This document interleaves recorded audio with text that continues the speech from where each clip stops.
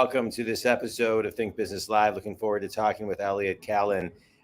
Elliot, it's great to connect with you. You're an entrepreneur, you're a financial planner and advisor, and you've also started a beautiful charity, A Brighter Day, that we'll get into.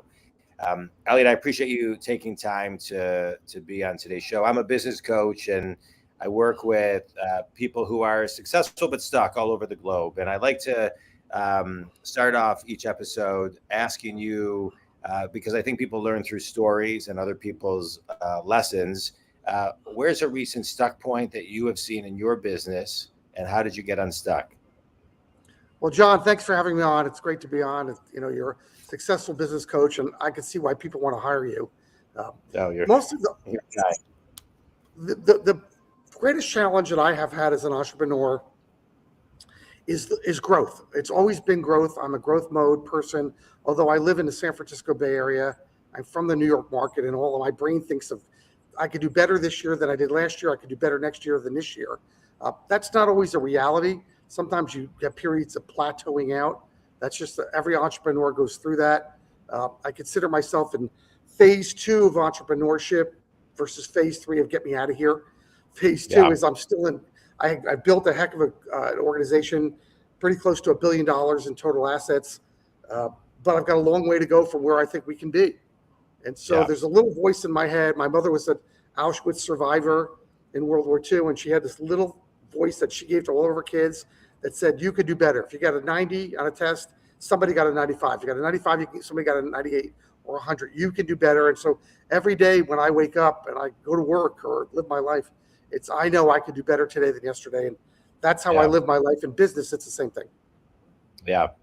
I appreciate you sharing that. You know, I talk a lot about on this show and with clients about, you know, I'm a big goal planner. I hear everything and echo what you just said.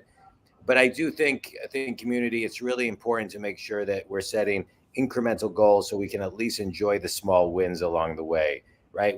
I think a lot of times we create these ideal goals, but sometimes if we don't create small incremental goals, we can't really experience or feel the growth. So that's something that I would just make sure that that everybody's doing as you listen to what Elliot just shared. So thanks for that, Elliot. Elliot, let's go back. I want to talk about your mom. She survived Auschwitz. Baruch Hashem. That's great. Tell me about that. What was it like being raised by someone who survived the Holocaust? Sure, it's a great question. Nobody really asked me that question, so very insightful. So my mother was in her 20s. I had older parents. She was born in 1918. She was in her 20s in Auschwitz, and what saved her is she had to work at the slave labor camp making guns for Krupp's, Krupp's coffee makers, and so forth. And when World War II ended and she was exiled basically from Europe and came to the United States and married my dad, who was part of that greatest generation, their thing was, like so many parents, I want more for my children than I have for myself. I want them to be more successful. My dad was blue collar. My mom was a stay-at-home, very traditional mom. They were little people, 5'2" and 5 feet tall. And they worked hard with their children to educate and do better. And that was their big thing. I just mentioned that. And for children of concentration camp survivors, there's a whole study that's been done, especially for the oldest child, is that they struggle with their emotions because they've lost some of them. It's been beaten out of them. The hugging when you're crying. And it's very sad in the study. But for my mother, and I'm fortunate to be the baby here, I got the best of both my parents, but they were older. And for my dad, he was kind of out of gas, but his thing was, look, there's no excuse for not working hard. Hard work cannot be made up with shortcuts. And so to work a 60, 70 hour a week job for me is what I would do. And if I wasn't doing the charity and my couple of businesses that I own, I'd be doing something different. Even my wife said to me, what would you do in retirement? I said, I'd start a new company. Yeah. It's what entrepreneurs do. I feel the same way. People, I'm 50. How old are you? I just turned 65. Oh, you look great. Yeah, you look Thank great. you. I just turned 51, but I have friends who are slowing down, and I feel like I'm just getting started. Oh, I feel like I'm just getting started. I'm with you. You don't look 51 either. You look much younger, but you're not your father's 51. I'm my father's 65. No, no, no, no, no, no, not at all. Not at all. I, Yeah. I feel like I'm in best years of my life. I keep trying to sell my wife on that concept that I'm entering the best years of my life. Right. No, I feel the same way. So I just want to keep on going back to mindset for a minute. For some reason, many years ago, well, not for some reason, but many years ago, I read Man's Search for Meaning by Viktor Frankl. And I usually read a few books at a time, and I'm taking a couple courses at a time. And a majority of them are all coincidentally or not coincidentally talking about Viktor Frankl, right? Man's Search for Meaning and the mindset. What was your mom's mindset? Was your dad in the Holocaust as well? No, he was part of the World War II world. Okay, he was an American. Right. American. So what was your mom? Thank you for his service. But what was your mom's mindset to get her through the day? I wish I could tell you that it was some greater thing that Viktor Frankl has written about, but most of them were in survival mode. That is one of the reasons why the argument of that, why didn't more Jews fight back against the Nazis? Granted, they didn't have any guns, and the Nazis had them all. But the problem is they thought like victims, and they thought like, oh my God, we are being rounded up, we're being herded up, we're cattle, right. We're nothing. And so they were just trying to survive Monday to Tuesday, Tuesday to Wednesday, with no concept of Monday to Tuesday at all. And so what changed for my mother wasn't going to Auschwitz, it was leaving Auschwitz, because their mindset, which was negative and death all around them, changed when they began to hear the Russians bombing, because there was the Russians in Poland that were bombing the Nazis, and they knew that the war was coming to an end when they could hear the bombs, and they knew that they would be released somehow. They didn't know Americans or Russians. They didn't know anything. Later, they heard it was going to be the Russians. But that created a positive mindset, and I think for my mother, that positive mindset lasted all the way until her death. Yeah. Well, she sounds like an amazing woman. Your parents sound like great people, and have they both passed? They have. My parents were older parents. My dad has gone 35 years, and my mother 25 years already. It's nice of you to ask that too. Well, may their memory be a blessing, and it's good that we can talk a little bit about them today. What other things did your dad teach you? Mostly, he was a small business owner, and he had two very valuable lessons that he taught all three of his children, and sometimes they're curses. They're not just lessons. Yeah. One of them was that hard work that I just mentioned. There's no excuse for not working hard. There's no shortcut to hard work. You need to work smart, but hard work is the key. Yeah. The second thing was charity. Charity. We gave all the time. My parents talked about it. And the charity came in many ways. It wasn't just giving money. They didn't make much money. But on weekends, we had to go work with cousins who owned a bike store because they couldn't afford to hire people to help them. So we put together bicycles. I built lawnmower engines for somebody else, not getting paid. I worked on a farm digging, shoveling manure, literally shoveling manure.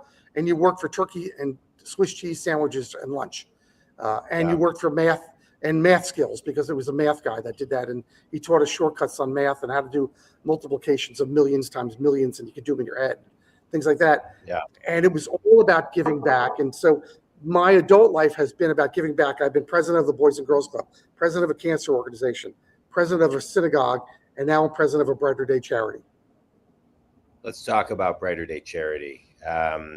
You're the president of the charity that which is a 501c3, and you began it following the suicide of your youngest son, Jake, in 2015. I'm so sorry you had to go through that. Thank you. And so how do you pick yourself up from that, kind of infuse your parents' mindset that they gave you, and then start a charity when I would imagine the mourning process takes a long time? Yeah, let me say thank you to my wife, because she's a huge supporter of me, which is fabulous. Yeah. And it doesn't work without having a partner like that. But basically, my son wrote us a suicide note, and the suicide note arrived Federal Express before we knew he was dead. And we're at the dinner table, basically, when we got the Federal Express note. And it said in the first paragraph, it was 6 pages, but the first paragraph said, "Mom and Dad, I've been thinking about this for a long time, and I never would have told you how I felt. I never would have asked for your help, and I never would have taken your help. And we flew up to Montana he was at the University of Montana, Missoula. We gathered his body. We brought it back on Southwest Airlines. And on the way back, I just kept reading that paragraph. And I turned and I said, we've got to start something to help these families with this devastation and destruction we're about to go through. And I knew we would. And that's the kind of person that I am. And my wife jumped up with me and she said, yes, let's do it. And so Tammy and I began this incredible charity that started with a music-based charity and resources. And today is so much more than that on a brighterday.info. We're literally, as I said, John, we're touching 5,000 to 10,000 families a month. Wow. That's I'm sorry for that you had to walk through that had to, as a father, I can't imagine how devastating that may be. With the good work that you're doing, as your son put in there, I would have never asked for help or taken your help. How, what message does the charity, or what message do you spend at a Brighter Day to open up those lines of communication, to diffuse any levels of, and I'm not making an assumption that your son had this, but to diffuse any shame of asking for help, or diffuse any insecurity of asking for help? What is your charity doing for that? So we've learned, John, that the best way to reach teens is through their parents, not through them, because teens don't want to talk about it. They won't talk about it. My son had every opportunity with me to tell me how he felt, and he didn't. And that's very normal behavior. But the problem with parents today, the problem with parenting would be the better way of saying it, is that you and I were raised to ask our kids what our parents asked us. How was your day? How was your test? What's going on? What are you up to? Questions that you can get caveman answers for. What I call, even my 29-year-old twin son still answers me many times like a caveman. How's your day? Fine. How are things? Good. And I have to remind him to not answer me monosyllabically. I've earned that right. But the best way is through the parents, and it's asking better questions. And so you're asking questions that are in depth. So I'll tell you what we teach parents in a nutshell, because I know that your show is not just about that, but I appreciate the question, is that ask questions, open-ended questions, where your child can answer with their emotions on how they're feeling. How are you feeling about school? Not just how school. How are you feeling about math class? What's your favorite class and why? What's your least favorite class and why? Who's your best friend and why? Who's the person that you're really struggling with? And ask those questions, and make dinners and make walks and make car rides cell phone free, so you can have open conversation about anything that pops into anybody's mind. And as a parent, so hard for us to do, especially as fathers, is create a non-judgmental atmosphere. Don't offer advice. When your child says, I'm really struggling in math class, don't say, let me get you a tutor. Ask how you can help. Yeah. And so you've got to be non-judgmental. For me, that's been very tough because I want to fix everything. I mean, you got a broken set of glasses, I can fix that. I mean, we just want to fix it. We're fixers. But if you can just learn to ask better questions and be a better listener, your child will share so much more with them, or they'll share things about their friends and maybe talk about themselves third party, which kids love to do. They'll talk about their friend Jimmy, but not themselves, and they're really talking about themselves. And boys commit suicide or take their lives 4-1 over girls because they're so violent about it. But girls are catching up very quickly. What signs can we look out for as parents? I think that the few biggest signs that you'll notice right away is they're going to withdraw from social things. They're going to withdraw from things that are fun. They're going to withdraw from dinner. They're going to withdraw from family. They're not going to want to be around people that might be having a good time when they're feeling miserable on the inside. So try to think about your teen is in a 6-sided box, 4 walls, top and bottom. And those walls could be getting darker and darker. And when those 6 walls turn all black, then your child is thinking to themselves, yesterday was horrible. Today's even worse. Tomorrow's going to be worse than today. Nobody's going to miss me. Why bother? And that's the thought process on the road to suicide. And so if you can head that off and you could get these graying, darkening boxes or sides of this 6-wall box to start getting brighter, you'll get through this. And it doesn't take very long to get through this. And we've created all these resources at A Brighter Day to help you do that. They're free. They're wonderful resources. But you as a parent are the front line of helping your child. Yeah. All right. Well, thank you for all of that. A lot of what you shared, you mentioned, this is, I know, thanks for asking, but that's your podcast, but I kind of take my interviews wherever they go. So, but everything that you did share, is very applicable in business. Things to look out for, asking open-ended questions, right? Getting people to raise their awareness and think on their own. And so you're with Prosperity Financial Group. We're in a time right now, the Fed just announced, as we record this, September 21st, 2023, that there's going to be another hike in interest rates, most likely this year. A lot of the country is struggling. People are having a harder time saving money because groceries and just et cetera, is more expensive. How do people, as a financial advisor, how do you advise that people save for their future today? Well, that's a great question because it's so expensive out there. Here's the hard part for entrepreneurs, and I know your market is so business and entrepreneurial-like, is that we tend to put everybody before ourselves. We want to pay all of our vendors. We want to pay our employees. We want to keep our employees. We want to bonus our employees. Who's last on the list? Ourselves. And good coaching, as you know, is to teach the entrepreneur the inverse of that, is to pay yourself first. Take care of you first, not only because you don't want to rape your own company with cash, but take care of yourself. Put money aside for you. Create a retirement plan that works for you. Find somebody that understands your needs and wants and can guide you. That's what we do as a living, is finding out what your financial goals are in your life. And your goals can be much more than money. They could be, I want to get my kids through college. They could be, I'd like to travel more. How do I enjoy life that much more? And you put these really good visions and goals and execution of this together. So I'm an entrepreneur because I'm executing what I'm dreaming of to help me reach those future dreams. And for my wife and I, it's great travel, great wine, and great food. And we do those three things every day of the week because that's why I go to work every day. And so we think about that, and that's what I try to get entrepreneurs to think about: is why are you working, and then how do we make work your tool? Because you have two types of clients. Entrepreneurs always have two types of clients, and we forget about that. They have their typical clients that we all recognize that these are our clients, and they have their employees that are their clients too. And you've got to take care of them, and they're there to take care of you at the same time. And you only rent employees and clients. You never own them. So you have to treat them right, and you have to learn, and again, that same non-judgmental way, how do I be a better person, a better owner, a better boss, and a better mentor for everybody I touch. Beautiful.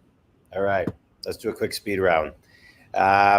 Elliot, tell me, share with us either a book, a TED Talk, or an article that's had a big impact on you. So John, I don't know if you know that we just came out with a new book. Oh, well, okay. Tell me that.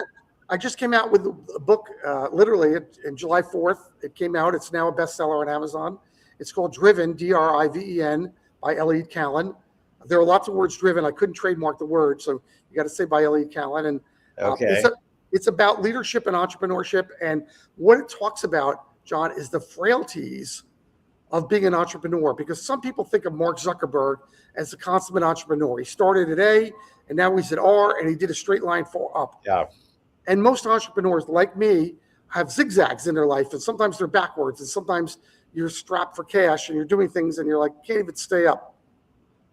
And what I want to do is write a book to give permission to entrepreneurs to know that there are some valuable, painful learning lessons, and that's okay. Yeah, it's okay to zigzag a little bit, right? The road to success is never a straight line, no matter what anybody thinks or sees on social media that makes it look easy. The best piece of wisdom you've ever received? Never give up. Winston Churchill. Yeah, that's a good one. We were at actually the Churchill War Rooms in London last summer. I don't know if you've ever been, but it's amazing. It's amazing. I have not. That was exciting. Wow. Yeah, it's amazing. Last question. Last question. Um, what?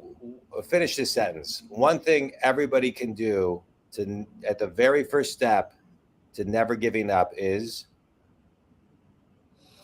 Go to work every day. yeah, Go to work. If you want to clear your head, I had this mentor back 30, 40 years ago. He was a 6'5" guy with piercing blue eyes, kind of looked like Lyndon Johnson. And they talked about Lyndon Johnson in the 1960s. Before he was president, he was president of the Senate.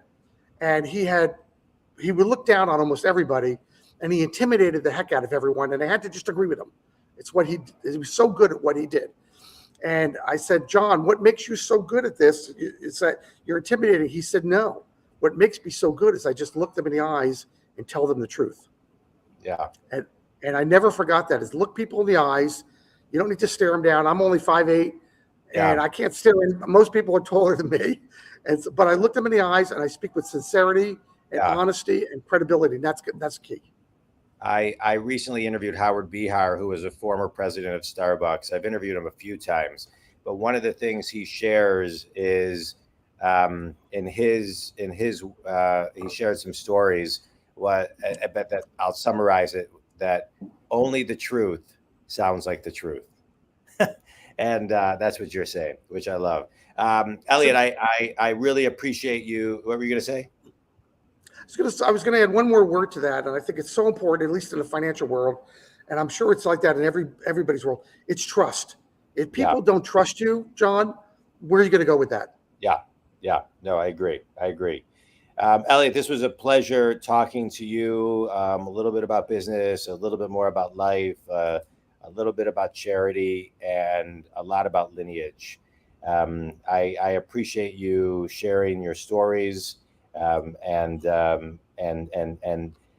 I appreciate your vulnerability. I think in today's world, we have to be asking for more help. Things are changing so much faster. The more leaders can be vulnerable, the more people can see that vulnerability is not an insecurity but a strength. So I appreciate all of that you're doing. Tell people where they can connect with you and learn more about your business and your charity, Elliot. Absolutely. The two websites for the business is prosperityfinancialgroup.com. And for the charity, it's abrighterday.info. They can reach me at Elliot, ELLIOT, at prosperityfinancialgroup.com or abrighterday.info. Elliot works at both those.